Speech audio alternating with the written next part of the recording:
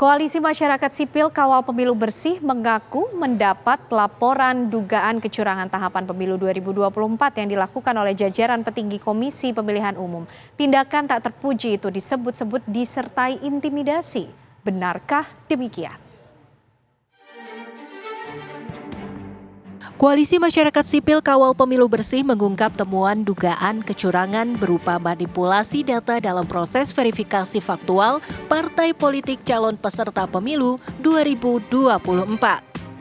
Tindakan tak terpuji itu disebut-sebut disertai intimidasi. Peneliti Indonesia Corruption Watch (ICW) Kurnia Ramadana mengatakan, praktik kecurangan bermula pada tanggal 7 November 2022. Pada hari itu, hasil rekapitulasi verifikasi faktual partai politik oleh KPU Provinsi dan akan diserahkan ke KPU Pusat.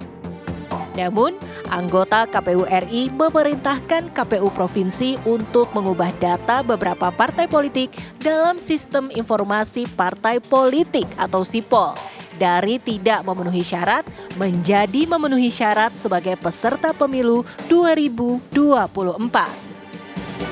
7 November 2022, sedianya waktu ini dijadwalkan untuk agenda penyampaian hasil rekapitulasi verifikasi partai politik oleh KPU Provinsi kepada KPU Pusat. Praktik indikasi kecurangan pertama itu dilakukan oleh anggota KPU RI dengan cara mendesak KPU Provinsi melalui video call untuk mengubah status verifikasi partai politik dari yang awalnya tidak memenuhi syarat menjadi memenuhi syarat. Namun rencana itu terkendala kabarnya teman-teman, karena beberapa anggota KPU daerah, baik provinsi, kabupaten maupun kota, tidak sepakat untuk melakukan instruksi buruk tersebut. Sehingga akibat hal itu diduga strateginya berubah. Kali ini melalui Sekretaris Jenderal KPU RI yang disinyalir memerintahkan Sekretaris Provinsi untuk melakukan hal serupa.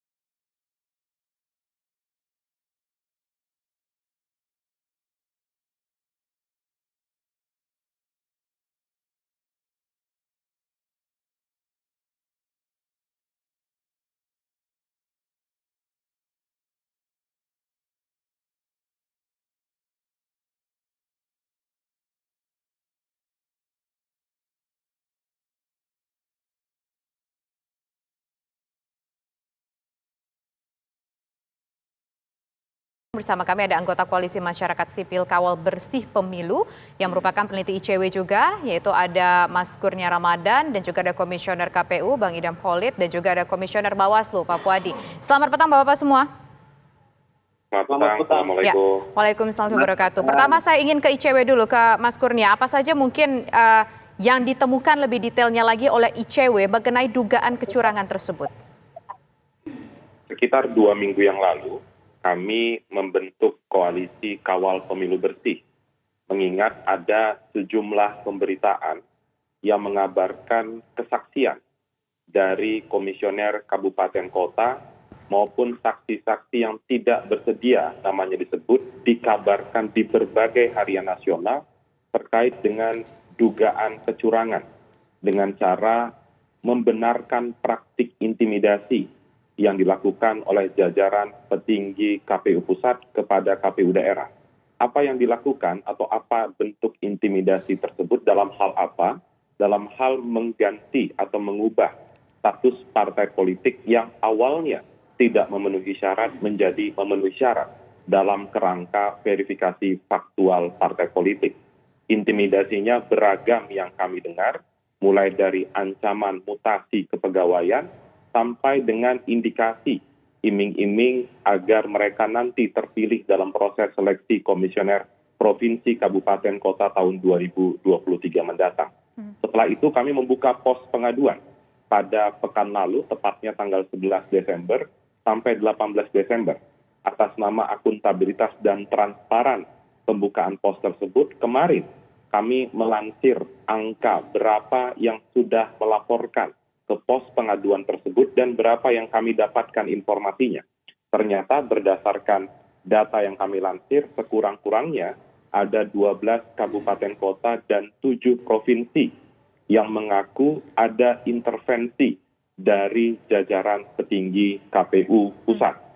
Kami sudah sampaikan kronologi sebagaimana tadi disampaikan di VTV One, tepatnya pada tanggal 7 November kemarin, ada dua bentuk. Satu dilakukan atau disinyalir dilakukan oleh Komisioner KPU Pusat, kemudian yang kedua melalui Sekretaris Jenderal KPU Republik Indonesia.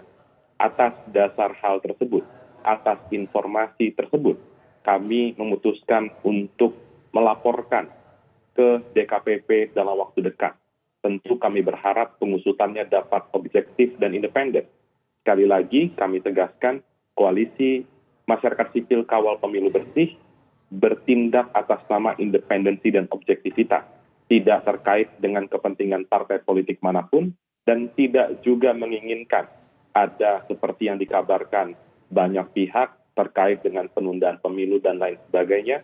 Kami tetap menginginkan pemilu on the track, on schedule, Februari 2020 mendatang, tapi kami tidak ingin membiarkan pemilu tersebut dilakukan tanpa menjunjung nilai-nilai integritas.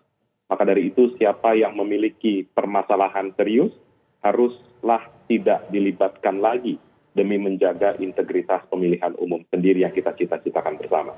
Demikian, Mbak. Baik, kita sudah mendengar dari Mas Kurnia, tentu kita juga nanti perlu untuk mengetahui bagaimana tanggapan dari KPU dan juga Bawaslu. Ada Mas Idam dan juga Pak Puadi sudah bergabung, tapi usai jeda kami masih akan kembali hadir untuk Anda pemirsa.